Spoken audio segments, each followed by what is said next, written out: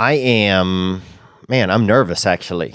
Today's guest is my favorite comedian, my favorite living comedian. And so I'm excited that he's here. He has a new special on Netflix called Paper Tiger. And he has a podcast called the Monday Morning Podcast. And it also comes out sometimes on Thursdays. He's one of a kind. Ladies and gentlemen, Mr. Bill Burr. Shine that light on me. I'll sit and tell you my stories. Shine that light on me. I'll sit and tell you my stories. Yeah, you'll see. You get too fucking. You gotta like once you you know. It's like no, and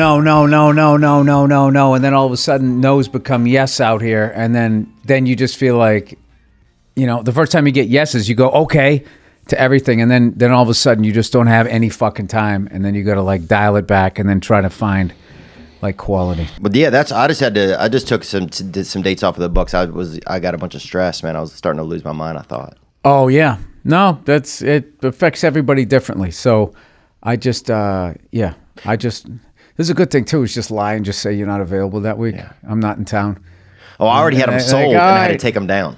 Oh, I wouldn't put that on the podcast. Yeah, they know. They all know, yeah. I still wouldn't do that. Oh. Because you don't need bookers looking at that. This guy's always a fucking wild card. Yeah, it was, man, it was a bummer. Some of it was a bummer, but some of it we just moved the dates. And I'll just feel better when I get there. But I was just like experiencing like a ton of stress, man, burnt out. I've been on the same tour for this hour for almost over a year now. Dude, bands tour for like 4 years and then fucking go right back in the studio, make another one and keep going. You got to toughen up, man. Yeah, you're right, huh? What do I do? Camouflage hat, looking like a fucking backwoods guy, all tough and shit. You can't handle doing your hour again? I mean, come on, man. Suck it up. Fuck, man, I think I need some blood transfusions or something. I really do, bro. I don't know what happened. No, but it's not bad there's the other side too, where you're getting run down and you don't listen to it and then you get sick. So there's always that. Or work yourself to death, which I've seen a few people do in this business, literally died. Yeah. So there's definitely, you're in touch with your feelings. That's good. Yeah, man, I got too many of them. I think if you beat me open, just a lot of feelings sometimes would come out. Too many. I think somehow I got caught up in some of that feeling generation, Oh. Just too many feelings. What year were you born? 80. 80? 1980. 1980. So, you're the first millennial. The first year of millennials was like 1980 or something like that. I could see that. Yeah. I thought they were all like, you had to be born like 2000 or later, but it meant like you were buying shit, I think. That's all they care about. When do you finally have money that you can buy shit? And it's usually around 18, I think. So you would have been in 98. Maybe it's 82. I don't fucking know. I think it's late. Yeah, 80 I think was still a little bit of like, there was still more like some, heavy car doors. I remember a lot of that, car doors that would squeak and real heavy. You had to get your brother to help you close it. I remember more station wagons, big violent fucking station wagons. Wagons are awesome. I love a station wagon. I remember the motor opening the car and just seeing two pieces under there. That thing with the where you put the air filter in, and mom would open that and go like this and then close it back up. Yeah, air filter. Yeah. The air filter housing, I guess you'd call it. Yeah, underneath it is your carburetor. Mom would open that up and close it and then just fucking curse my dad. That was it every time. Oh, I think she was probably fucking with the carburetor. Yeah, I think she was trying to. My mom got an old cop car for a while, and that was pretty cool. And we would drive around at night and pretend to be cops and shit. It would be like a fun thing we would do when we were kids.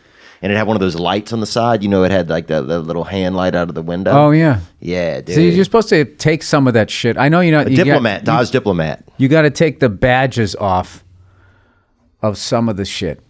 I know you can't have like police on the side. And then I also don't think you can have the blue lights. Mm-mm. And in my state, I think you couldn't have those big searchlights either, because they were afraid you were going to turn them on and blind other people as they were driving down the street. Yeah. Just knew that people would just be assholes. Yeah. If they did it. I had a buddy of mine bought an old Massachusetts State Trooper bike, and it still had the blue lights on it.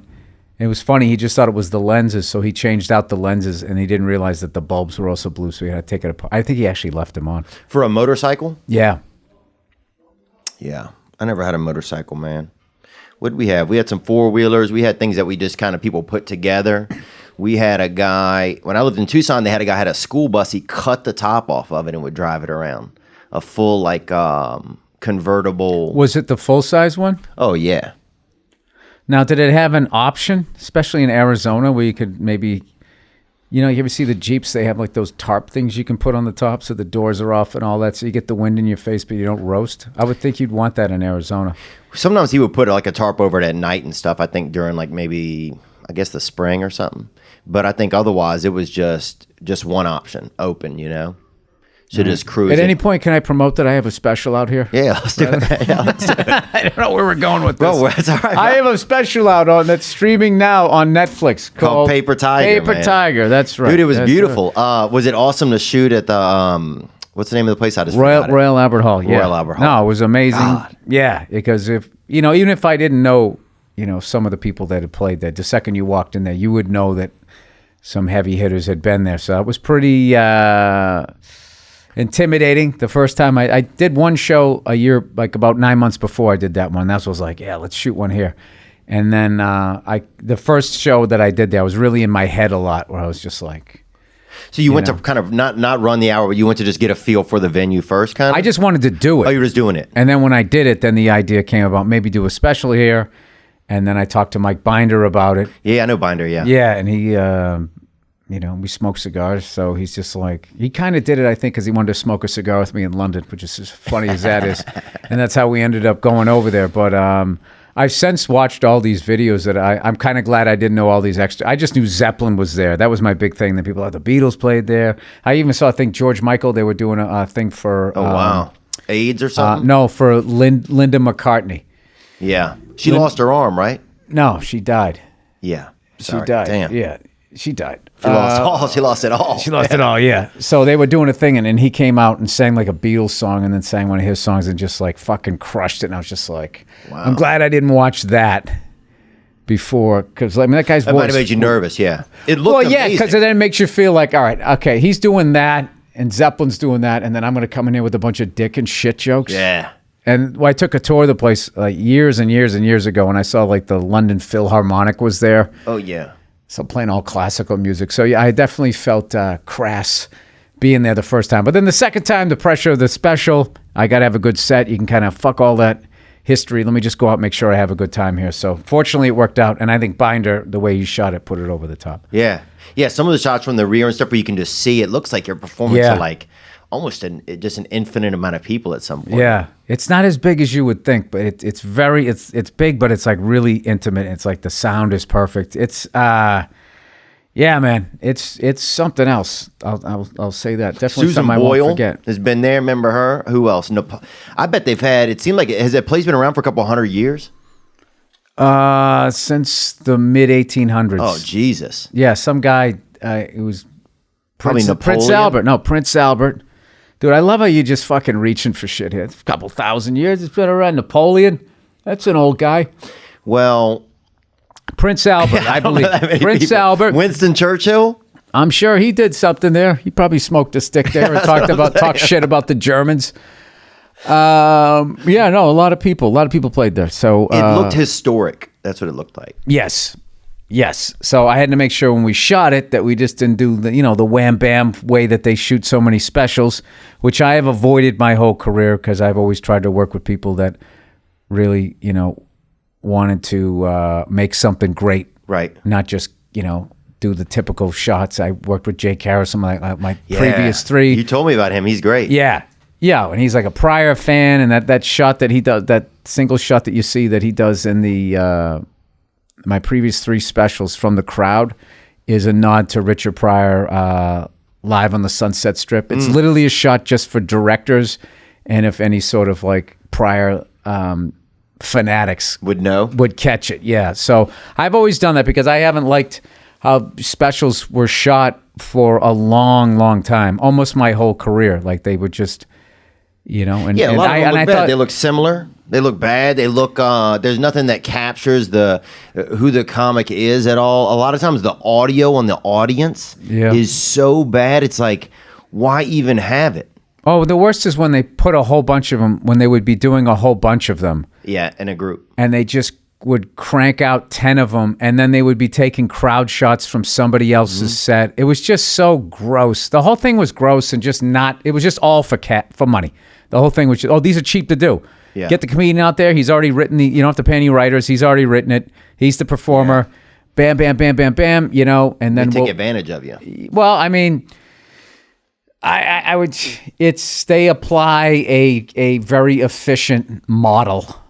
That's a good way to put it. Yeah. That's how they look at it. Like they're not thinking of it how we think of it. No. And you don't think, I didn't think of it in the first special I did. I didn't know. I didn't know. Now it's like, okay, I know I want directors that I know care about me, that want to make something great, and I want to have more control over it. And I know I can put an audience in myself. I don't have to spend half the budget paying some lady to get, guarantee a seating. I got burned a couple times on that. I got burned a couple times on that. Like they somehow figure out what your budget is. Yeah. You could have $8 or $80 million and their budget's going to come in like 2 cents below.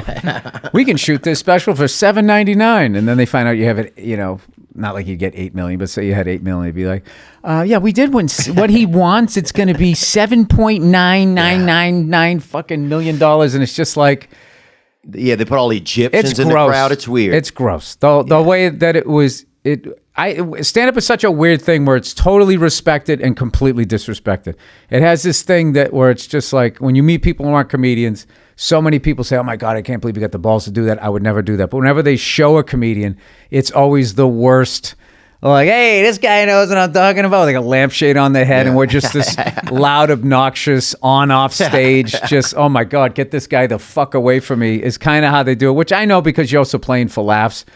But I don't know. So I just, I've always tried to work with people that love it and want to try and make something great. Because, if you get somebody that knows what they're doing, they can actually help the performance.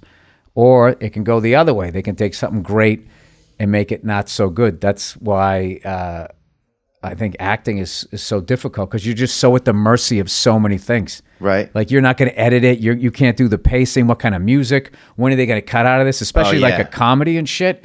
It's just like... It's real scary, I feel like. That's one of the reasons why I think acting is real scary to me, because I really kind of treasure the things that I do comedically. Right. And so I just don't want to leave him at the whims of some other, some guy who's been up for 4 days. Did you just say you treasure what you do? Like literally your act? Yeah. You're worried that some big Hollywood director...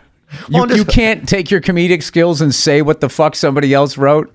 You treasure your act so much. Is that what you're trying to tell me? The way that I present it, man. The way that I present it. If I give somebody something, if I do something funny, it's like, I'm going to leave it up to some fucktard that I feel like doesn't know how to best... This dude is going to be such a nightmare when he makes it. I treasure these jokes. How dare you? This. What do they call it? This is vulgar. This edit is vulgar. That is how it'd be too. Yeah. But I think I have like a thing. Yeah, it's like I don't I have a tough time working. I just think I have a tough time working with other people sometimes. Which is one of the reasons why I got into comedy anyway. I just think. Well, I would say get over that. Yeah. Get over yourself and get over that, because there's a lot of great people in this business, and you're gonna miss out. And I don't know. No, you know what? I You'll totally say respect that. your loved ones will save money on the funeral costs because no one's going to go, so there's not going to be too many fucking snacks they got to put together. I guess. I don't know. I have such a tough time. I think working with other people, man. Which is one of the reasons why I just do stand up. It's like that's the thing that I focus on mostly, and podcasting, because you get to do it yourself. Yeah, I would get. Is that me? Sorry, I would try to get over whatever social thing that is. Yeah. Yeah.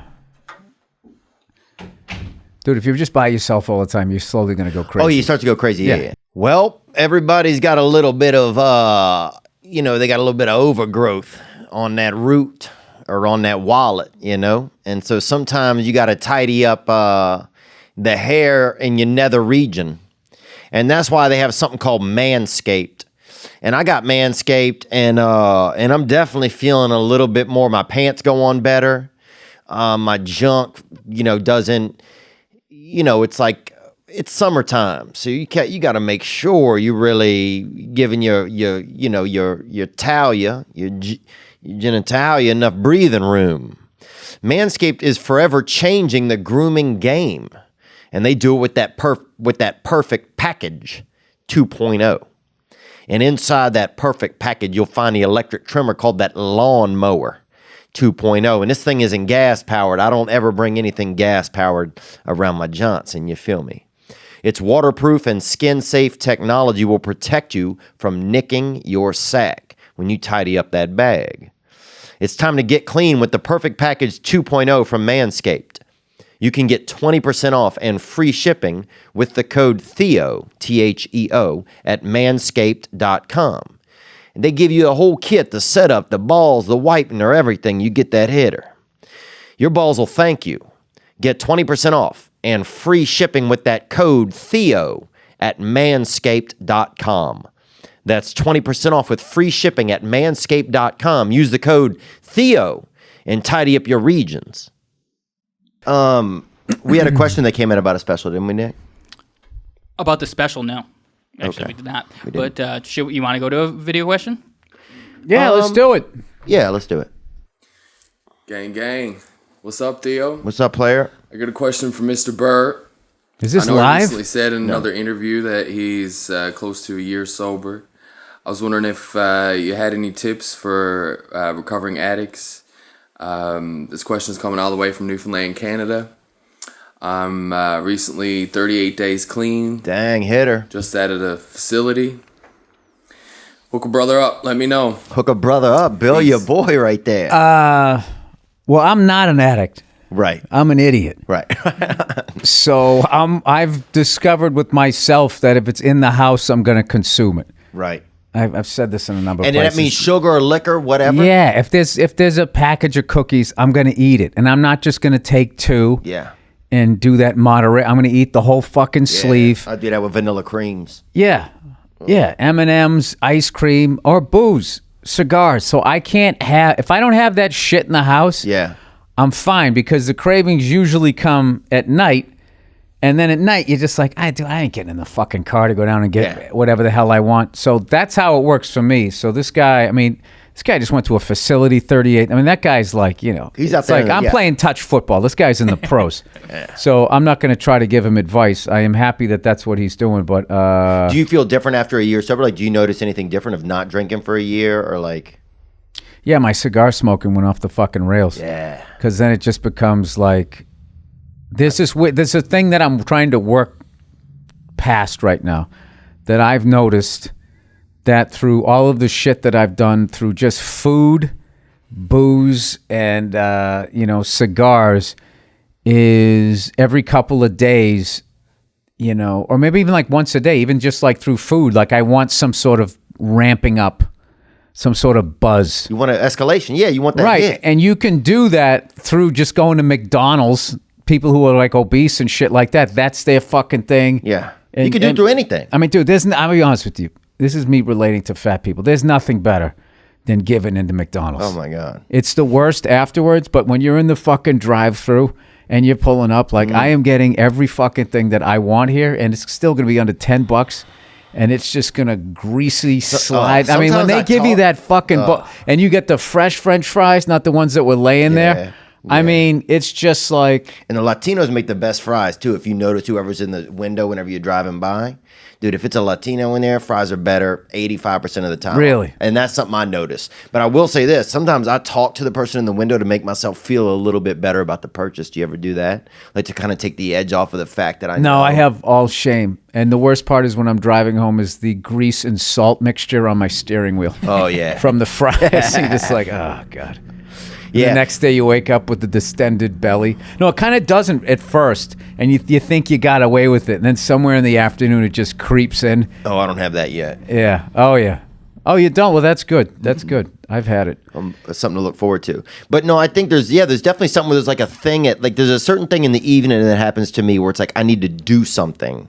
It could be booze, it could be cigarettes. Like when I quit drinking, I had cigarettes. I started smoking cigarettes. But it's always something: pornography, Dove chocolates, dark chocolates. Yeah, you got to find, like, you know what fascinates me is like basically the first 16 or 17 years of my life when I never, I mean, I took a couple sips of stole a beer there for my dad, but I never really went out and tried to get drunk until I was like 16 or 17. But I went for like a decade and a half, like I was straight edge. You know what I mean? And but the thing was, you told kids you were straight edge. You're like, I don't drink. No, man, I'm good. no. Just out of being a kid, it's not like your first 10 years of your life. You're like, fuck, playground, man. I need a drink. I mean, it's just not where your world is at. And the thing was, it's Pandora's box. Then once you catch a buzz, then it's just like, oh man, this is this other kind of living. And it's I didn't understand that. I was kind of using that as like a I'm not saying I'm never gonna fucking drink again, but I had to like, I kind of just had to like step back and just be like, all right, because the reality is I got a kid, so I just didn't want to be that. I'm like, you don't want to be drunk when your kid's around. My fucking Lou Grant with a bottle of whiskey remember that on Mary Tyler Moore show? She'd have a rough day and she'd come in and I don't remember the whole show. I can explain it to you. Yeah. If I can explain it to you. This fucking guy I don't know what that is. All right. No, I believe it. I don't know. And the second I started to explain it, like, I don't know the whole show. All right, I get it. I believe That's that comic ADD. Like, I don't want to I'm not into it. I don't want to hear it. I got it. Your show. Go ahead. Continue. I remember. All right, let's talk about old shows then. We don't have to. It was so funny how you bailed twice on that. Patty Duke. What about that? You made me feel like an asshole. Like that was the 15th time I fucking brought it up. Sorry, no Mary Tyler Moore. One of the great ensemble fucking cast of all time. I do know she just died recently. Yeah. I mean, I was going to bring up a more positive story about the show, but yeah, it's the second time. I bring up fucking George Michael. What was it, an AIDS event? Some sort of gay thing? Oh, I didn't say gay, bro. But why did you say AIDS? Because he had AIDS, man. No, he didn't. Did he? Jesus Christ. No, he didn't. Dude. Well, people have been saying he did. I think you are confusing it with gay.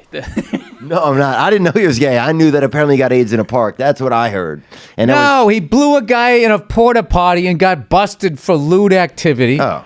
And then, he had a little fucking, he liked getting a little buzz at the end of the fucking day, and maybe it got away from him. I think that's what happened. But like what I would like to focus on was how amazing his voice was and how talented he was. And I performed and stood in the same spot that this guy did. Yeah. That's what the point was, not what he died of. Yeah. Oh, wait a minute. And I wish it was. What happened in your life? Who'd you lose early on? You're really into death. Well, no. I mean, I remember listening. You don't want to get to know Mary Tyler Moore because you're afraid she's going to leave you too? I remember listening to George Michael on the school bus when I would go to school. And I felt like, and I would always sit by myself. Did you feel like you were going to catch AIDS by doing that? Some sort of airborne HIV through the fucking radio? I mean, bro, I was holding it up to my ear, I could feel my ass. In a roofless school bus. Sort of the windborne radio AIDS was going to get me. Oh, man. Do you think it's interesting that they can, they can stop it, but they can't cure it? And all those comics that have done bits about how basically the money is in the treatment, not in the cure. Yeah. And they kind of learned that with polio. Because it seems like they cured it, but they're not going to 100% cure it because they want you to keep coming back. For the drugs. And get people on, which probably fuck with your liver. Well, it seemed like that with everything. I mean, it's like how some things are continue to be allowed to like even with with automobiles, like they have something that would be, for years where it would just be so much less gas, but they just give you like one little piece every 5 years. It's the worst. It's so fucking stupid. It's so short-sighted. All of that shit that is happening is the number one fucking thing. The number one thing as we're sitting there focusing on like these stupid like minutia, words, pronouns, bathrooms. Yeah. It's like, guys, none of this is going to fucking exist. This is going to be like a Mad Max movie if, and just watching these politicians, their hands are fucking bound. They get paid such little money. It's a shit job. It is, and they're bought and paid for. It's gross. I think these should have I'm trying to have empathy for politicians as opposed to just all the screaming and yelling and then just anybody with the red tie is the one who or the blue tie people, they fucked it all up. Well, you got. I think there has to be something like. I guess individual citizens. I think the best way if you want to try to get something going is try to start something with your friends. Because if you try to go through all of that shit in D.C., like they always said, if you become president, if you're lucky, you get one thing that you wanted to get done. If you're lucky, you just get like that one thing. So I don't know. It's too depressing to watch. I don't understand news junkies. Like why you would fucking do that to yourself, and the fucking stories that they show. My God, it's just like I want to fucking see this. It's all sad stuff. Here's sad stuff that you can't do anything about, and now you know it. Yeah. Enjoy yourself. Try not to drink tonight. Yeah. Or go to McDonald's. Don't go to McDonald's. Yeah. But do you feel like there was a time though when? What makes me wonder is, was there a time when the news was ever credible? Do you feel like? It was more credible when they used to have what was it, like rules of sevens back in the day, where like no one person could own like a combination of seven newspapers, radio stations, and TV in like the same market, because the worry was like, well, if they're all working for the same guy, then what he thinks is true is going to be what people think. Is what they're going to think, and then they just kept deregulating and deregulating and deregulating. Until now it's just infinite. So now you just have like two towers of their version of what's going on here, which is Fox News and CNN, and both of them are ridiculously biased. Yeah. Ridiculously. It's not even fair. It's not even anything anymore. Yeah. Well, back in the day, like the way they did it was the news guy. You weren't supposed like a sports announcer. You're not supposed to hear him. You're not supposed to know who he's for. Yeah. Of course, every sports fan thinks they can tell, especially when their team is losing. This guy fucking hates us. So they would just deliver the news as it was, and like the facts, it seemed like. Yeah, and there was a lot more of journalists breaking shit and bringing down like people who were really doing some bad shit, where now that's kind of all gone away, where everybody's sucking the corporate cock. So I think that's why now they're going after like comedians and shit. And I've always joked that if we bought ad time on Fox News and CNN, all of this shit would go away. They would leave us alone? Yeah, well, I mean, at least it would go away there. I'm not saying it would go away on social media, but... were you surprised that your special, did you get a lot of notes on your special? From people, I mean, you're always going to get some... Tiger? Yeah, but I was more surprised that people tried to lump it in with the specials that they did, where it was just like, I mean, if you look at it musically, I mean, a country album is not a rock album, it's not a rap album. So It's like, it's all like different. And my special, I did some topical shit, but most of it, what it was about was me trying not to be an angry asshole and pass this on to my kid and be a better husband, and just realizing how difficult I am to live with. That's what the main thing was about. But most of the people that asked me the questions went for the same like hot topic fucking shit. Right, like Me Too stuff, this and that, blah, and blah, tried blah, to say that. Which was, that whole thing was fucking, because LA would say, it was pretty harsh and blah, blah, blah. It's like, oh, what, the part where I said it happened to me and no one would give a shit because I was a guy? Like, they didn't even fucking, they didn't even ask questions about that. It was all just like... They just want to create, it's just all about creating more stuff. Well, no, they're hacks. And what's funny is if I told, who the fuck did I think I just said this on Rogan. Like if I said the same 10 jokes you said, and you said the same 10 jokes everyone, we would be looked at as the worst fucking comics out, just hacks. Okay? But if you're a journalist, for some reason, they can all ask the exact same 5 to 10 questions.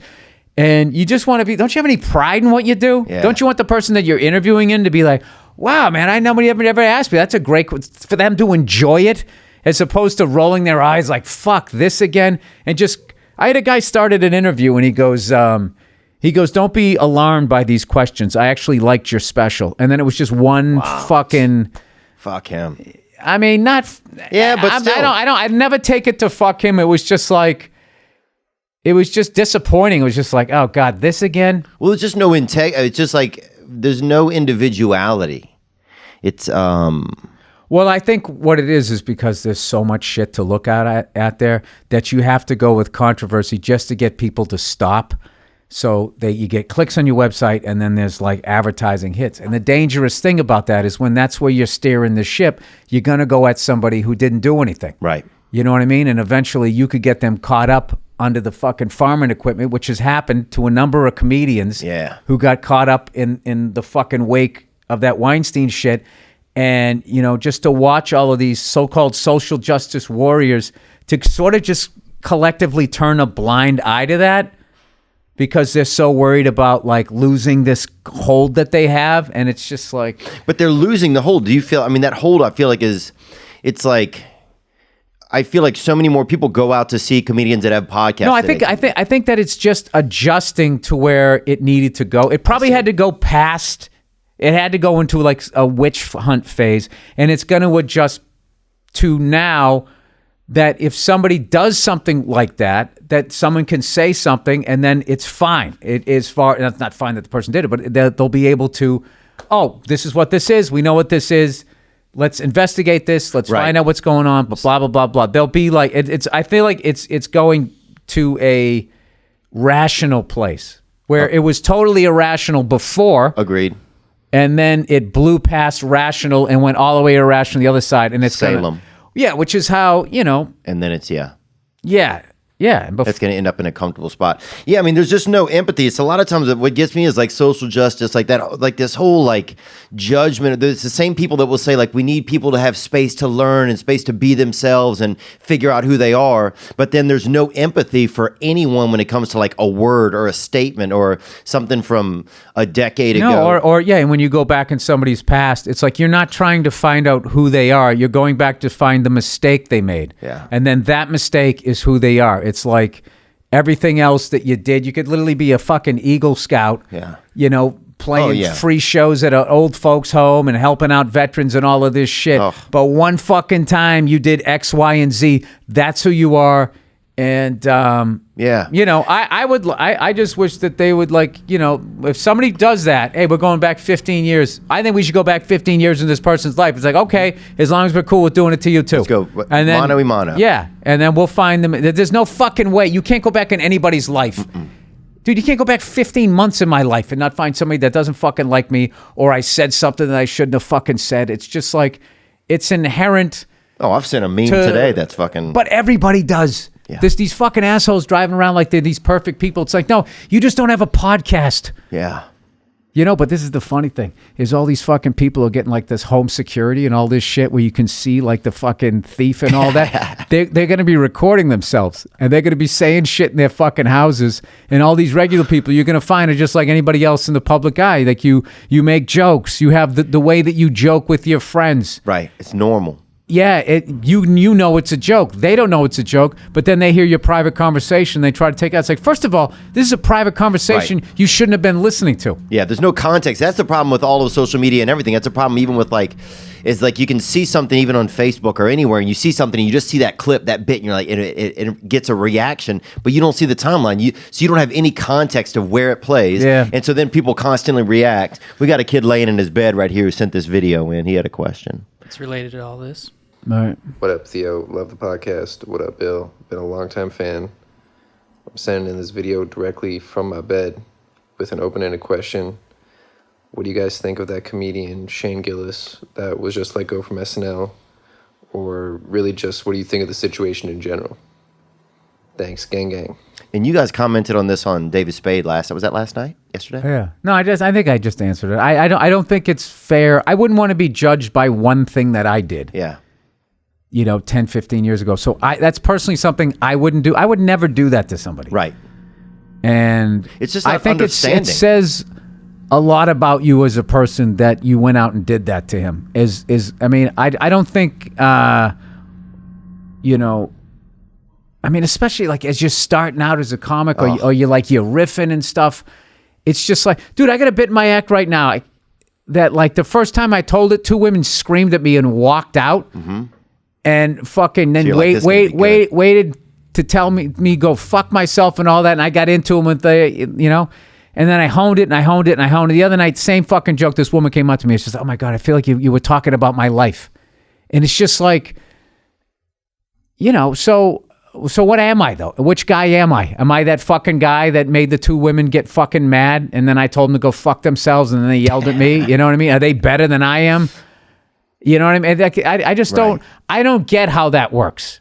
Well, yeah, I just don't see how there's no long-term value in it. It just ends up with a witch hunt where we all cancel everybody. And I also think SNL was getting shit for never having an Asian cast member. So then he said something about Asians, and then they had to look past their own bullshit, It's like if he gets canceled, why doesn't SNL get canceled? It took him 40 fucking years to finally cast somebody Asian.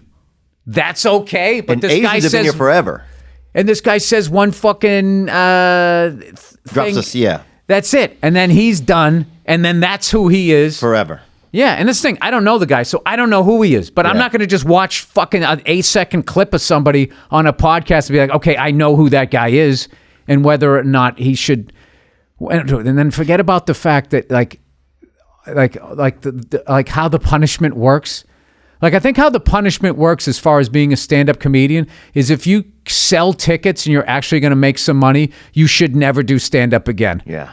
But if you're not going to sell tickets, it's okay for you to start a career as a comedian or continue flailing as a comedian. It doesn't even make fucking sense. Yeah. None of it does. But like I said, I think it's adjusting back, but it's going to take some balls on corporation side to not give into this shit. Right. And why Because do they, I can though? tell you this, because God forbid one fucking nickel rolls out the fucking door for an hour. God for fucking bid, they don't give a shit. It's all about their brand and keeping this fucking thing going. And we're not, I mean, I get it to one level. We're not going to let one person fucking destroy a 40-year march. Right. I get that, but I just think that how quickly they just cut and run. But just to stand up and say, hey, look, we understand, we're a company that understands that people are people and we all make mistakes and we all do things maybe out of context from 15 years ago in our life, and we're an understanding company. I think half of the world would support that. But the thing that they then let this guy go because of that is now you're validating that there's one bad thing is who this person is. Right. And now he has to fucking carry that. Like that's going to be like his thing. And it's just like, it's that would be so tough. It's horrifically not fair. That's not fair to the fucking kid that did that to him, whoever started that, it wouldn't be fair to do it to that person. Because there's no fucking way Right. you can't go back and do this to somebody. And imagine, like, what if that kid's supposed to be, Shane Gillis is supposed to be one of the best comedians ever? What if he, that's what is his destiny, or he's supposed to do something novel and you also through his grow. craft. You also grow the more you travel. If you have your fucking eyes and your ears open. Oh yeah, it's the best thing about traveling because then you have friends, you have frames of references, and then shit that people say. And it's funny. Then you go back to your hometown and the shit that people were saying that was making sense. Now you can step back and be like, that's not right, or that's Right. not cool to say that. Oh, I remember first time I went to Africa, man, I was like, holy shit. I had no idea that like other countries, I mean, I knew they were like real, from books and from like the globe, but I didn't know they were real till I went there and put my feet on them. Like No, but I know what you mean. It Like didn't you register. know what was great is so fucking mind blowing is when you go to Asia and you go there and because they don't pay attention to it other than this fucking horse shit where we're trying to start wars with people. You go there and it's literally like you went to another planet. Yeah. You show up and it's like they have their own pop stars, their own airlines, their own. It's exactly like here, completely different, and it's just like, oh, this is their CVS, this is their something, and it's just it was the fucking coolest thing. And there's different like cars like that they just don't put out here in the U.S. Yeah. Like they'll have like a couple like Peugeot's like a big thing. Like I kind of saw when I was over there, but like that was sort of the thrill of going over there was watching like, all right, and like you get like who's their Guns N' Roses? Like who makes these fucking people go crazy and like their AC/DC and all that shit. So I really got into the music when I was over there. I couldn't understand what they were saying, but the energy you could. but just like laughing, watching it, and then you'd see the way the person was dressed and how the crowd was reacting. Is this And- China? Where was I? I think this was Singapore, Hong Kong, Mumbai. But the whole thing, just traveling through all of Right. Oh, Mumbai's beautiful. Yeah. man. And Singapore Airlines, where they still have like the hot chick fucking stewardesses, Oh, God, which for some Rosie. reason that became like We this- discontinued yeah, that, like man. this asshole thing. Dude, it's the greatest thing ever. Oh, and they all, if you watch them in the airport, they'll move like a school of fish almost. They're all in a group in formation. They're all in it's like a young, beautiful military, dude. I know, and you're just sitting there like it makes you happy to be on the airplane. Yeah. God forbid. Yeah. God forbid. And then people just sit there, she has to be beautiful. Yes, I mean that's fucking part of nature. Yeah.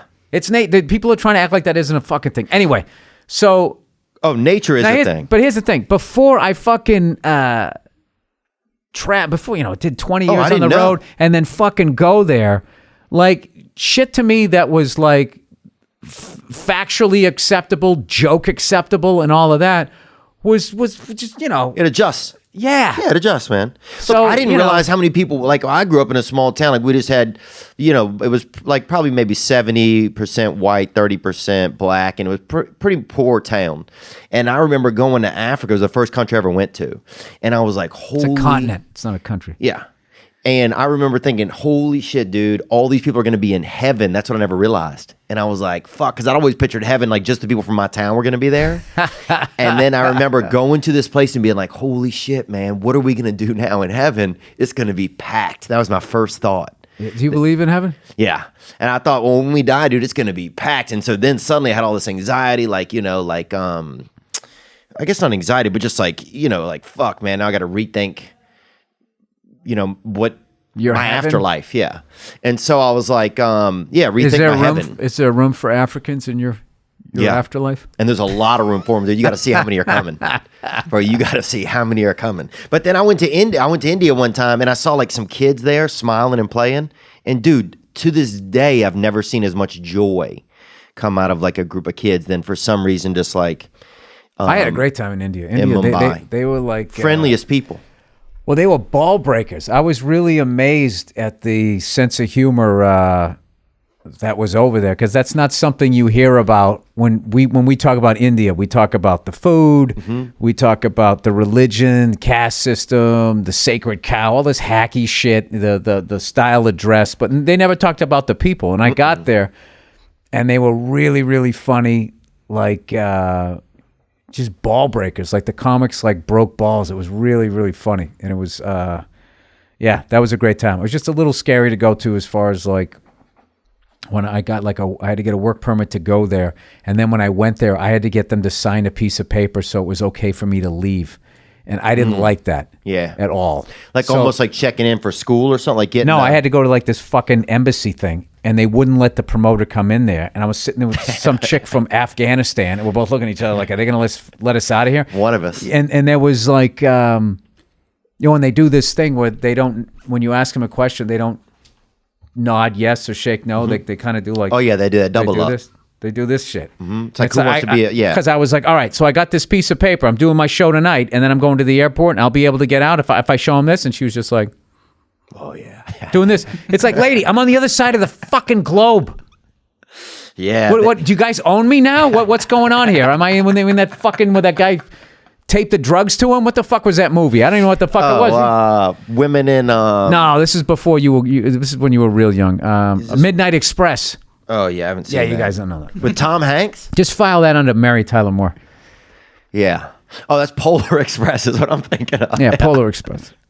Anyway, it was, that was the only part of the trip that I didn't like. And I found out that it's harder for people who lived on the West Coast to get out of there than on the East Coast, which means some senator said something or did something and fucked with them. So this is their political fuck you back. Oh, wow. Yeah, because there was some, I'm not good with the name, some beautiful pop star American, like one of those Nora Jones, piano playing gorgeous women. She went there and she couldn't get out, is what the promoter told me. So I was thinking like, all right, if they don't let somebody who looks like that get out, there's no fucking way I'm getting out. Yeah. So what was good was I had a red-eye flight, and I showed up and I handed the paper, and the guy was fucking doing this shit, and I just gorillaed my way through. That middleman, yeah. And I was just like, dude, it's the paper. I have to go. I got to go. And he just was like, oh, he just fucking stamped it. And then I felt that. like When that stamp hits. I don't. I like when I landed at another airport and get on a different fucking plane. We were connected in Dubai, and I was just like, as we were on the tarmac, I felt like I was in that Ben Affleck movie, that Argo. Oh yeah, Argo. Yeah, that like was a good movie. The Jeeps were going to come along the side. So once we took off, I was kind of okay. And then when we landed in Dubai and we switched over to Air Emirates, which I swear to God is one of the most insane fucking planes. I've seen pictures online. I've seen them. And I used my Sky Miles, so we were like sitting up top first class. So when I got in there and I went to go to the bathroom, and I went in the back, dude, there was a fucking bar that you could stand up while the plane was going. It was like a semicircle. It had enough for like 6 people to stand around. So I came back. I said to my wife, I go, Nia, come on back here.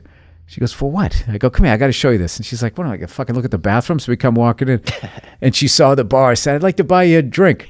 So then we sat down on like this bench that had like this giant seat. I can't tell. No, it must have been individuals, because what if you sat down with some stranger? You wouldn't want to do that. But I remembered it as one big seatbelt. But we just sat there on a bench. And I was just laughing, acting like I didn't know her and hitting on her in like a Ron cool. Burgundy kind of way. So we were just cracking up.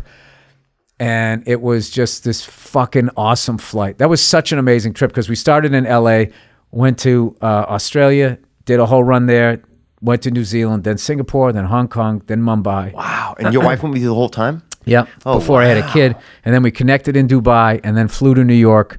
Then I did some gigs there and then I flew. So I literally flew around the world on that. So that gets back to you, where like, you know, Africa exists, but you don't know how it exists till you go there. Oh, yeah. And that was the thing, where like flying, it's just like, yeah, it all exists.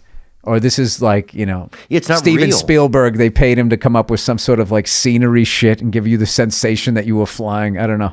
Yeah, I don't think they can do all of that. I think a lot of people, get in all of that, the flat earth and this and that, but I don't think that that's really, I think there could be something going on. I don't think that that's it. That's too easy of an As answer. far as what? As far as them making people, like getting people to act and stuff in Africa and getting people, I don't think somebody's like making, Oh, I thought you were talking about flat earth. Oh, I don't think somebody's blowing It's like a whistle. you would literally have to have the world's scientists in every single country Yeah. join on the same lie. They can't do it. But if they were able to do that, then all these wars are a lie then. Yeah, they can't do that. You know? No, By the way, how much longer are they going to keep saying like Iran did something? They're just forcing us into that. Like, how the fuck are we going to pay for every this? other day there's an article. I don't Yeah. know. I think they want us to go fence bankrupt. fell down in Saudi Arabia. We think Iran did it. You know what that's reminding me? Remember that great Bill Hicks bit where he was like, the pick up the gun? Oh God, you got to hear that one. He's a reference to a Jack Palance movie, which you don't know, and you probably don't give a shit. But I remember Barnaby. Barnaby Collins. Remember him? Barnaby Jones. Yeah. Barnaby Jones. Now that's the one I didn't watch. Fuck. Oh, it was good, man. Rockford Buddy Files, Ebsen. Maddox, I think- Hawaii Five-0, the original. Buddy Ebsen. Remember him? Buddy Ebsen. No. I think he played Barnaby Jones. Real hitter. Who's this right here? Oh, Antonio Brown. I would love to get Bill's thoughts on Antonio Brown. This is him farting in the face of the doctor. Yeah, this is unbelievable. Oh God. Farted fast too. I heard. It was in his face though.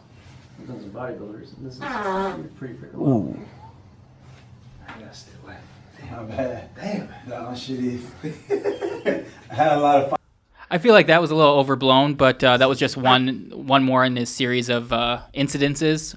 What are your thoughts on him joining the Patriots?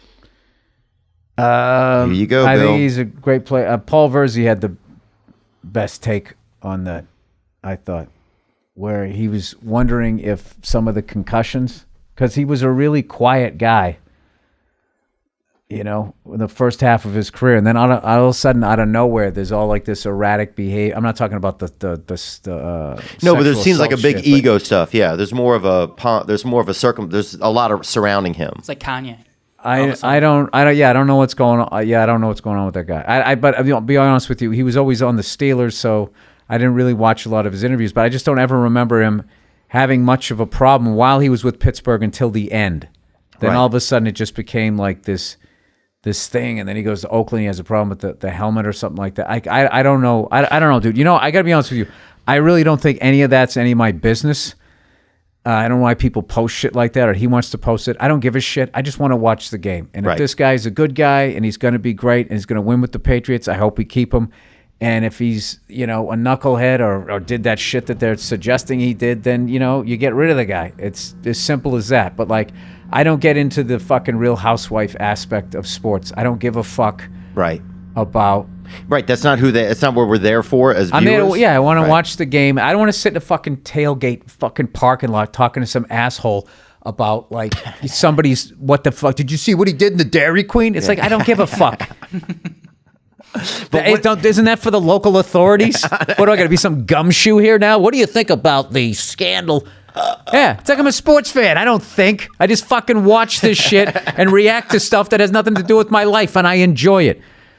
I'll tell you what you got to get into. You got to get into motorcycle racing. You got to get into MotoGP. Really? That shit is the best fucking racing out there, and these guys are out of their fucking minds in a great way. Do they do it here in the U.S. too? They have one race a year. I'm going next year in Austin.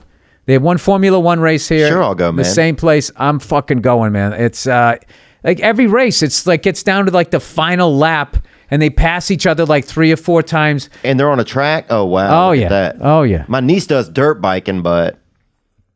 Oh, that was Andre Dovizioso, number 4, and Mark Marquez. That was in what the fuck one was that one? That last lap of that fucking race is insane. Wow. This is every last lap from 2019. Oh, it is. Yeah, Listen, so you don't get this in Formula One because once Lewis Hamilton gets in the front, you can take a wrap. you can take a fucking nap. It's over. Yeah. Look at that shit. The Ducati's trying to get past the How Honda fast there. are they going? On the straightaway, they go over 200 miles an hour, and I think they're doing like 70 or something in the turns. It's fucking insane. Wow. That's ballsy, Yeah. bro. Dude, you have a lot of hobbies, Bill. I get into shit, man. You have a lot of things you like. Dude, I need to get Dude, in. and these guys, look at Look at that them. that guy, the guy they're with the white hair. Italian. Yeah, they are. That's Italian right there. Yeah. You can't get that. You can't have that much love in your fucking arms if you're not Italian, bro. Yeah. Look Look at that. Look at those guys. Yeah, they're like, it's like they're on a fucking horse and they're like banging into each other. See, now he came on the brakes too late there, so he went too hot in the corner, the guy in the red, so he ducked down. I don't know a lot about it, but I just watched this shit has me come up off my couch. Wow. You, I wonder if they have radio in their helmet. You think, no, they're probably listening to the boss, huh? No. Oh, look See, at that. You see him pop the wheel. That wheelie, out of yeah. frustration. Yeah. Fuck, he got me. Do you sometimes wish that you had another life to do something that was a little bit more violent like that? Like You think that's violent? that's a little? I mean, it's I think the results. Well, if this is the thing, not though. violent or whatever that is. What is it called when you're like? Oh, more adrenaline rush. Yeah. No, I think I got this life right as far as like I feel like I'm doing what I'm supposed to do. But like I will say though, as far as racing goes, I've gotten into it where I've watched like old Formula One and old MotoGP, and I got to tell you, the second you press play, it's immediately scary. Like these guys could die, and people died a lot. Like ridiculously a lot back in the 50s and 60s, and it was fucking insane. I read this book called, if your listeners are into racing, I read this book called The Limit, and which is basically where these guys try to push the car, basically the bike or whatever you're racing, the absolute limit of the performance before you fucking crash. Like that's where you have to be racing, or somebody else is gonna take it to the limit, Right. and you have like a fucking test pilot. You got to figure out where that is. So this book is about the first American who won the Formula One. Mm-hmm. Yeah. It was a fucking amazing book. So, and he was the first American not only to win the championship in Formula One, but also to drive for Ferrari. And we were just considered inferior. Wow. Well, because we got all this space out And here. so Formula One takes place in Europe.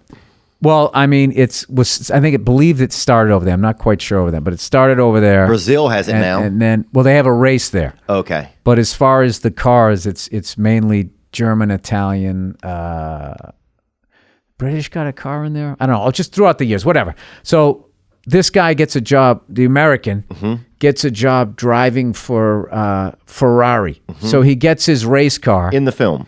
in the book. In the book, yeah. So when he gets the car, he notices in the floorboards, I guess, which are just all metal. I think at that point there was a hole in it, and it was basically the last guy who drove it got decapitated, and he bled out in the car. And how they hosed the water out, they just drilled a hole. So he's getting, dude, it's fucking intense. Damn. So these guys, dude, they would die. People in the crowd would die. They had one. This guy's fucking had an accident, right? They fucking hit each other. The hood came off, went into the crowd like a Chinese star, and decapitated like 6 people. And this guy landed on, like, you know those concrete barriers? Yeah, an embankment. Just landed dead in front of the car, on all on fire. Oh, yeah. There's video of it. I forget where the crash was. They don't show the decapitation, but you see the hood go? the hood fucking go into the crowd. Give me more to search. I would say Formula One. There was a German guy whose nickname was Crash or something like that. He wanted I saw vintage Formula One German crash, crowd, death. There you go. That's how I look for shit. This I saw a fucking Pirelli go into a front of a It was from Popeye's chicken one time off of Highway 190 over there by us, or Kenny Rogers Roasters. Remember that? Oh, place? I mean, yeah, dude. That if that fucking hits you in the chest, I mean, just all your insides are liquefied, wide open. That's it. That's the ultimate liver shot. Was it in 1961, the same year as the book? Yeah, something like that. I would think it'd be around there. These fucking people were standing. It was on a straightaway, so they thought they would stay. They were just behind a rope. Trevor. All right, here you go. Tragedy at Monza. This might be it. This guy named Wolfgang. Wolfgang. That's him. Yeah. Here we go. Beautiful name. Too. Here we go. Let's see if this is it. Seems to be the same footage over and over again. Am I crazy? Oh, they cut it out. They cut it out. He went into the crowd. You got to get... Okay, so Wolfgang von Tripp's fatal crash. Yeah, see those people looking down? They're looking down at dead people. Oh, there was a fence. There's a couple dead right there. Look, you can see the dead right through there. Yep, Two hats. There's their hats. No head. Oh my God, look at that. Yep, and that was it. And you couldn't sue anybody. Unbelievable. Who's talking about death now, Bill? And he died. That's the Mary Tyler Moore circuit. I know. Then there is the one, I don't know the name of the crash, but there's one with the fucking hood comes off and the guy lands right on top of the things and he's just, I mean, the balls it took to just race in the fucking 90s, just the sound of the cars, they just sound scarier and the gas dangerous. was right there. I felt like back in the day, like if I looked around in my dad's car enough, I could find a little bit of gasoline, you know? Like it was always within arm's reach or within like nose's smell. Like, I got an old Ford pickup. The gas tank is right behind the seat. And when I get low on gas, I hear it sloshing around. what do you have, an F-150? F-100. Oh, that's awesome, man. What year is it? 68. I drove it over here. Oh, you did? Yeah. Dude, that's awesome. Yeah, I got three on the column, but I mean, it's not something that I would want to get into an accident with. That's why, because of fire. Well, yeah, and also like there was no crumple zones back then. It was just the engine went into your chest. It's not like a fucking modern day car where you can just hit shit and bounce. I mean, people still die, but I'm just saying like those. Yeah, like you take. I'd rather die. I think. Yeah, you're in a like a fucking champion. Well, it depends. It depends. Yeah, maybe like if it's a nice day, I would. If it's boiling out, I think I would. Well, it depends on what my injuries are going to be. All right, here we go. Let's get a lady. This is the first person wearing a shirt, I believe. That's our audience. All right. Hey, Bill. Hey, Theo. This is Marissa from Raleigh, North Carolina. And so, Bill, I heard you say on, I believe it was Joe Rogan's podcast, that you really like the film Once Upon a Time in Hollywood, and you've seen it several times. And I know Theo said that he walked out halfway through it. So I was just wondering maybe if you could talk about why you loved it so much, and Theo, why you walked out halfway through it. Anyway, gang. Well, this is where Bill and I don't talk anymore after this. No. If you didn't like it, you didn't like it. I absolutely fucking loved it. I heard on your podcast you say that you loved it. Oh, my God. Dude, it's the best work Leo's... I mean, Brad Pitt's great. First time you watch it, I was just like, I want to be like Brad Pitt's the guy I want to be. Yeah. And then the second time I watched it, I was like, oh my God, I'm just like Leo's character. I have an emotional fucking mess. Well, I don't know what part you walked out in, but I walked out after they went to that house for the first time, after they met the old guy and they were in the yard, and then his car had a flat tire. And at that point I was like, I got to get out of here. I don't know what these guys are doing. I felt like it was just kind of a waste of, I don't know. I couldn't get into it and I didn't know what was going on. And it made me feel uncomfortable. I was like, I got to get out of here. Because I started to feel like everybody knows what's going on and I don't know what's going on, I guess. Yeah, that's for you and the therapist, buddy. Yeah. If that happens to you at the fucking movies. If you think the whole movie theater gives a shit about whether... No, I don't think were you making like audible noises that you didn't... Huh? What? Oh? Oh my God. That's the only way they would know. Fuck, man. I didn't know I was so fucked up, man. Until you Yeah, came you in here do. today. Yeah, you do. No, I really didn't. You do. I didn't have the insider track, man. You do. I really didn't, though. I really didn't, man. Yeah. I'm not going to sit here and try to talk you into that masterpiece. It's one of my. It might be my favorite thing. That's what he's you done. said. That's unbelievable to me. Remember that show? Oh. Remember that movie, Dream Team? Probably one of the best movies ever. Remember Michael Keaton? I love Michael Keaton. What was the Dream Team? Will you show the picture of I've that? seen everything from Mr. Mom and the thing he did about like when he was trying to run the American car making company. Oh, That was a great one. I know what you're talking about. Hold That Tiger. That one when he has the light in the middle. No, that's Kevin Costner was in that. No, that was Tucker with Tucker, that was good. Yeah. How with, good was that? Tim Jesus. Robbins. They should remake that. There you go, right there. I never saw that one. Oh, probably one of the top 20 or 30 films ever, I think. It's in color, too. Dream Team. It's about 4 guys that they're in mental health facility and they finally get tickets to a baseball game. Oh, I never saw that one. I've seen most of his films. You ever see Founder? Is that about the dog that dies? Nope, that's about McDonald's. Oh, yeah. The Oh, people my started- God. Yeah.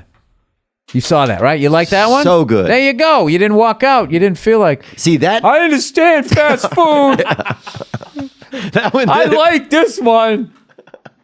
Too much talking, can't handle.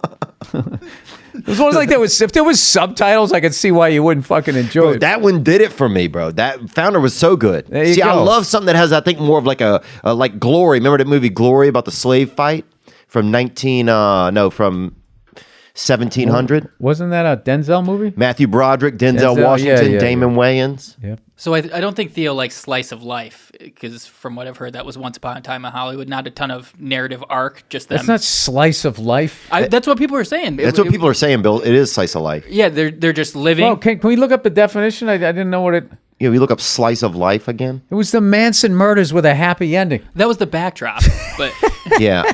I liked, I just like how he took all the fear out of the Manson family. He's just like, there's a bunch of stupid fucking hippies who killed a bunch Yeah, of very creative, talented people in the prime of their lives, and then the other people who weren't in show business down the street that he didn't very sad. seem to cover.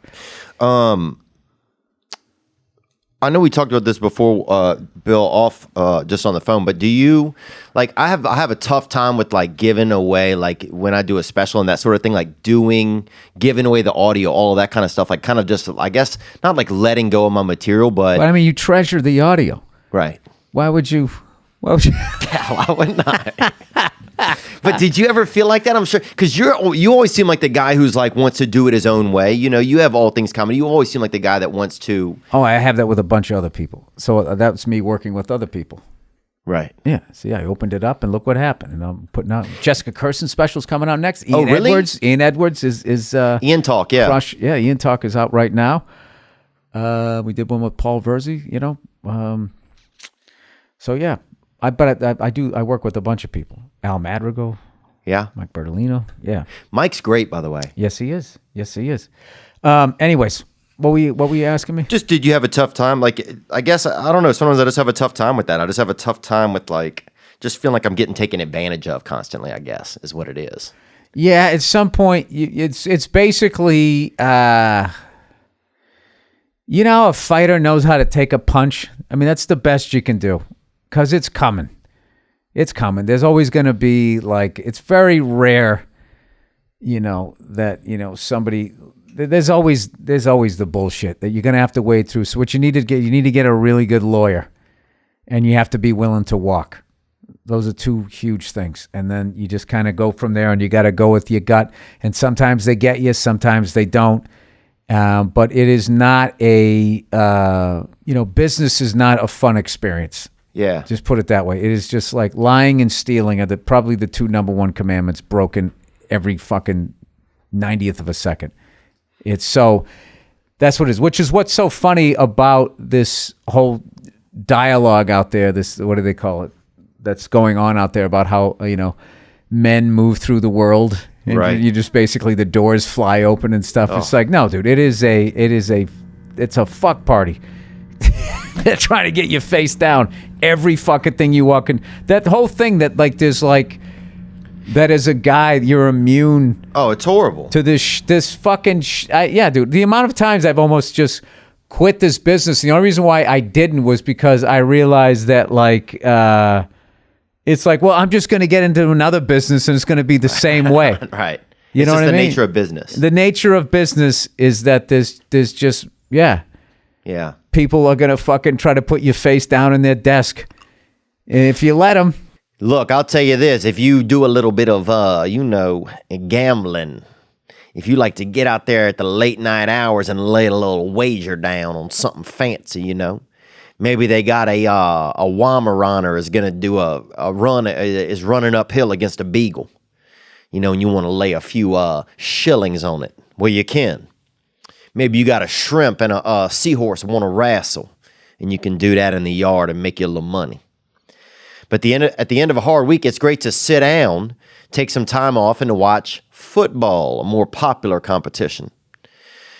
Do the smart thing when you do it and go to mybookie.ag.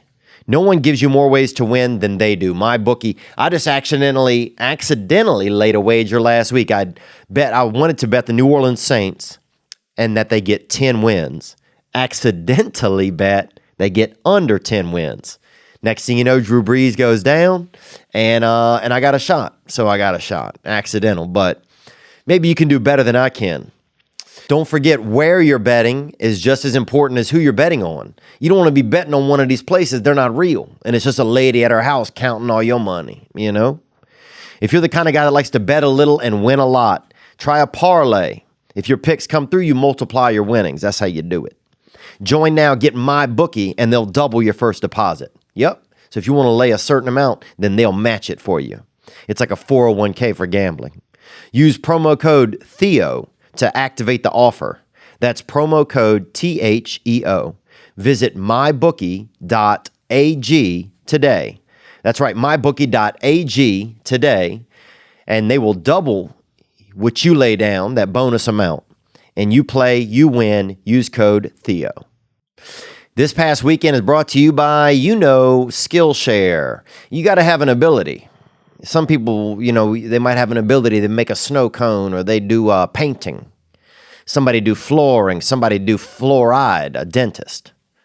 But Skillshare, they do online learning. It's a community with more than 25,000 classes in business, design, and more. You can find all types of ways to make your curiosity, your creativity, and your career feel vibrant.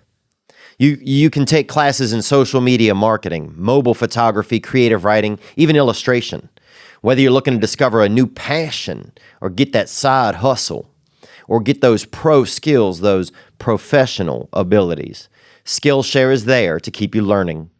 Join the millions of students already learning on Skillshare today with a special offer just for TPW listeners. You can get 2 months of the enigmatic Skillshare for free. That's right, Skillshare is offering our listeners 2 months of unlimited access. You want that access to over 25,000 classes for FREE. Go to Skillshare.com/Theo Von. Again, go to Skillshare.com/Theo Von to start your 2 months now. That's Skillshare.com/Theo Von. Get a skill and get out there. I'll give you one. There's even fuckovers on little shit. Watch your rider on the road. Don't have a bunch of shit on your rider, because they're going to go out and they're going to buy all of it in the biggest size and overcharge you, and you're not going to consume it, and then they're going to take it home themselves. Jesus. Yeah. Which is why my rider's like bottled waters and a salad with the protein. Yeah. I got blueberries and a little bit of cut turkey from the deli. Yeah, that's what you want to do. But if you start having like lamb or something, liquor and all, no, I'm just talking like, I want these candies, I want this. They're gonna buy the Halloween fucking pack, all that, and that right there will be a way to fucking skim $200 from you. Yeah, that's just at that fucking level. Forget about all the other shit. You get in with promoters and they double, triple, quadruple fucking dip. It's it makes me so mad sometimes. Did you ever have to? You can't, because then it makes it hard for me to do my work, because I get so fucking mad having to be my own business person sometimes. You know what I'm saying? Like, or having to feel like I'm getting, I don't know. It just makes me can't angry. take it. The problem I have is that the people who do it sleep at night comfortably. They're just like, that's how business is done. This is how we do business. It's like, that's how you do business? You can't do business unless you're just fucking somebody over and stealing from them. Yeah, man. How do you feel when you sit in your fucking hot tub? I don't know, whatever. I got fucking issues in other areas. Yeah. Dude, I love that line from your special about the lady in the hot tub. You're like, you're fucking sitting right there next to me. Oh, yeah, the way white women have divorced themselves from their own white privilege. Bro, I fell off of my couch when you swung said their that. Gucci boot over the other side of the fence to be victims is fucking hilarious. Let's take a question right here. We got another one. Speaking of a white guy right here with all his fucking privilege, sending this in. Hey, Bill, Theo, this is Luke. Hey, Theo, I was just wondering if you've ever flown in a helicopter. Bill, would you take them up? That would be kind of a fun little trip. And Bill, I know you're working on your instrument rating. Keep plugging at it, man. I'm an instrument and commercially rated fixed-wing pilot. So I know what you're going through. Just hit that far aim, brother. Take care. I never been in a helicopter. I've been in a Black Hawk one time actually, and I was doing a show in Basra or something, and I got a blowjob on an unsecure airfield from a female, and in the middle of the night in a Black Hawk helicopter. Praise God, brother. Well, there you go. So yes, he's been in a helicopter. So I have been in one, but only with a gun. Only when people had guns. Do you keep a weapon on yours or no? On what? In your I don't know if you have a helicopter or if you rent a helicopter. Do I really have to answer that? He knows goddamn well I don't have a weapon. Why are you doing this? You don't? You wouldn't have a gun? I don't think it's obtuse really to think you might have a weapon in there with you. Think about it. Yeah, think about it. Okay, all right. You think about it. All right. All right, man. Just a small gun, dude. Just a handpiece. Yeah, no. Okay. Fine, Bill. It's just a fucking ridiculous question. I thought it would be. You bringing Uzi up there when you fly? Fly is a hobby. Here's another question about Bill's interests. That guy looks like me a little. Hey, Theo. Hey, Bill. Hey. Theo, I'm really looking forward to seeing you in a couple weeks. The Rat Pack's going to see their Lord and Savior in Bethlehem, Pennsylvania. Praise to God, brother. Praise I'm God. currently smoking a Sir Robert Peel. Slobbering all over it. That name's pretty pretentious, but onward. Bill, Yes. my question to you is in smoking these Nick sticks, it's been my experience that the group of people, the subculture, there's less knuckleheads. Yes. Is that your experience? Yes. And what's your favorite cigar and or brand? Gang, gang. All right. Bro. Yeah, that's what it is. The conversation, the people you hang with. I don't think I've. There's got to be one or two. I don't think I've ever met a cigar smoker who wasn't fucking cool and chill. Chris Carter smokes them. He's on that television show. Yeah, a lot of athletes smoke them. My favorite one right now, I love those La Auroras that come in those torpedo-like tubes. And I was an emerald guy. Now I like the sapphire. The sapphire, that's my go-to. I love La Aurora cigars. They got these little ones. They call them Zeppelins. They come 20 to a box, looking like a little mini, Can you smoke them at night? When do you smoke them? In the morning? What's the earliest you'll smoke? Do you have a little bit of a culture for yourself? Well, I'm trying to lay off them, so I kind of like, what I try to do is, because I have so many friends that smoke, that I try to get a large group together. Rather than smoke with all of 8 people individually, I try to get all of us together, so I just smoke once.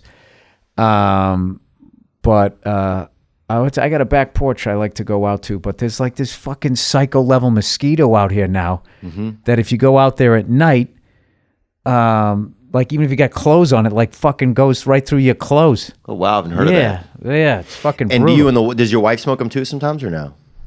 No, she doesn't. My wife's cool as shit. She's all right with it. Like she sees me all like wound up. She goes, "Why don't you go smoke a cigar?" Oh wow. Yeah.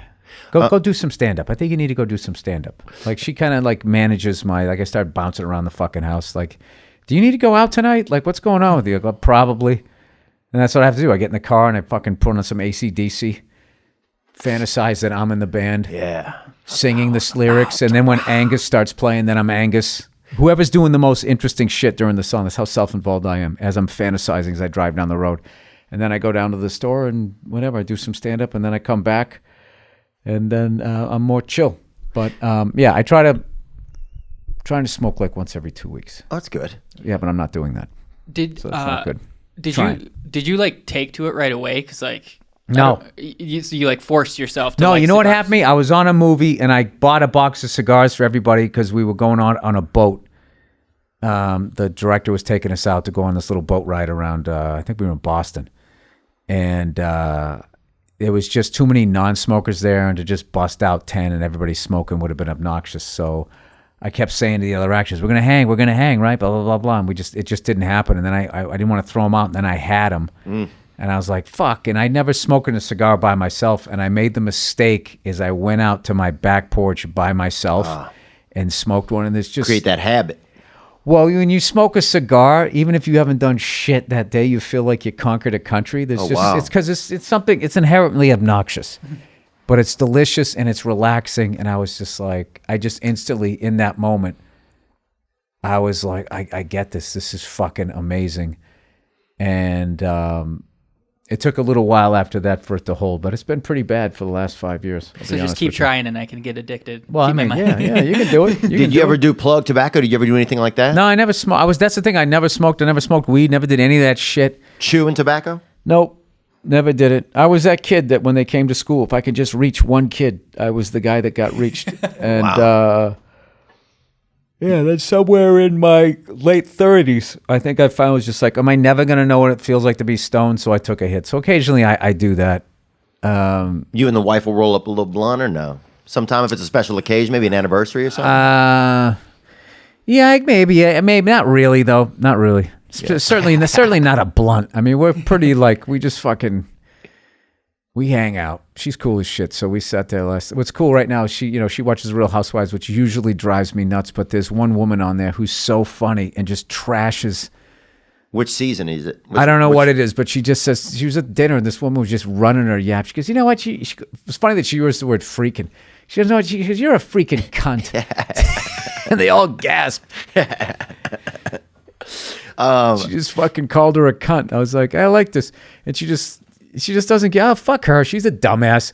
She's not even hurt. Some bullshit happened. She goes, I guarantee you she goes to the emergency room, and the chick went to the emergency room. She literally went, I called it. Yeah. I called it. She sounded like my friends that watch sports. So the fact that she's on there, I think it's going to increase their male viewership, because other than that, it's just I can't. I mean, they're just screaming and yelling at each other, and then they even worse. Then they got to work it out. Yeah, and they're always crying and they're so rich. Well, at least they try to look rich, but they're also like always trying to like do something spiritual. Yeah, they're always getting crystals or something. They're trying to go to Sedona for the weekend. Bored rich white chick. Yeah. Fucking. I don't know what they're doing, and they have just their clothes are a lot, the makeup's a lot, the bow tie, the whole thing is just, everything is just extra. Yeah. So there's always been, the rich have always really driven me nuts, I felt like. Because I feel like that's one thing that's fun to grow up with. You don't grow up with money, is having that arch nemesis in just the rich in general. You know, like we used to have... That can turn into self-sabotage, so be careful about that. Don't feel guilty about it. And like, there's a lot of cool people. I did a private party one time for a self-made billionaire. Wow. Him and his two brothers all became billionaires in 3 different areas. And like, I met the guy, and like, I didn't do well at the party either. I opened with the Michelle Obama bit. Yeah. And it was like a real liberal crowd. Mm-hmm. And was not the best way to go. That's a bad choice, yeah. And but he was sitting there in the middle, big smile, looking around. He fucking loved it. And afterwards, when I met him, I was just like, hey, but he was both going like, he goes, no, that was great. It was great. I go, sorry about the Obama thing kind of started off bad. And he goes, no, I think it was cool. I mean, I like the stuff he was saying. I think he was saying a lot of stuff that needs to be heard. And he just was the coolest guy ever.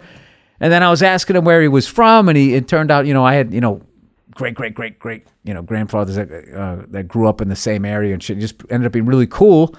And so you do meet like a lot. It's like when people say that LA, it's just a bunch of phony plastic people. And then you come out here and there's a lot of really lot of really plastic phony people, but there's also all these really cool people. So it just depends on how you're going to look at it. Yeah. Yeah, maybe my perspective sometimes. I think, one thing definitely is I've made more money even just in the past year. I finally started making money, and it's definitely been like, sometimes even in the beginning, I've just even He's felt... He's going to start yelling at himself in the mirror like Leo and the part before you walked out. Was it really? Fucking Did he do that? Piece of shit. Yeah. Oh, he yells at himself in the mirror. It's one of my favorite scenes. Maybe I got to watch it again. Yeah, you don't have to. I don't want to force. Well, I'm not going to watch it because you want me to watch it, but I'll watch it maybe because maybe I did miss something, you know? I just, at a certain point, I'm just like, my favorite part of it was that Brad Pitt had a little bit of like a hitch in his walk a little bit, if you noticed that. What about Leo with the speech impediment? That only happened off. I love how you just dismissed that. Yeah, oh my God. That's amazing. That's what's amazing about when somebody makes something, like people's reaction, like, oh my God, this is the greatest thing ever. Somebody else, hey, fucking walked out. I get nervous. The whole movie theater was listening to my inner thoughts.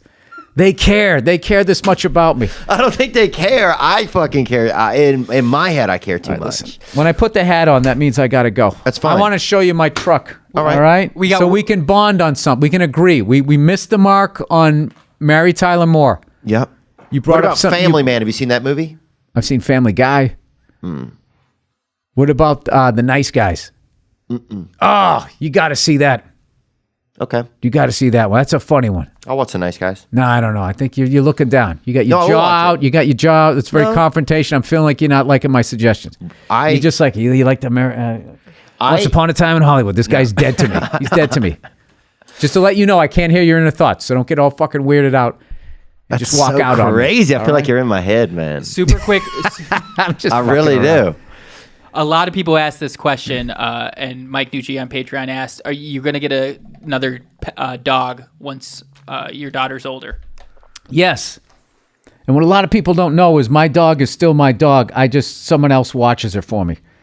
And that's a very convoluted contract had to be drawn up because I'm still liable if the thing does something, I think. I don't know. But like, I am still taking care of that dog. She's going to be in town soon. I still miss her. I love hanging out with her, but I'm not going to lie. When I brought her around the house, I had her on the leash just because I was feeling guilty that I got rid of her. Gave her to somebody else. When she saw my daughter, she was cool.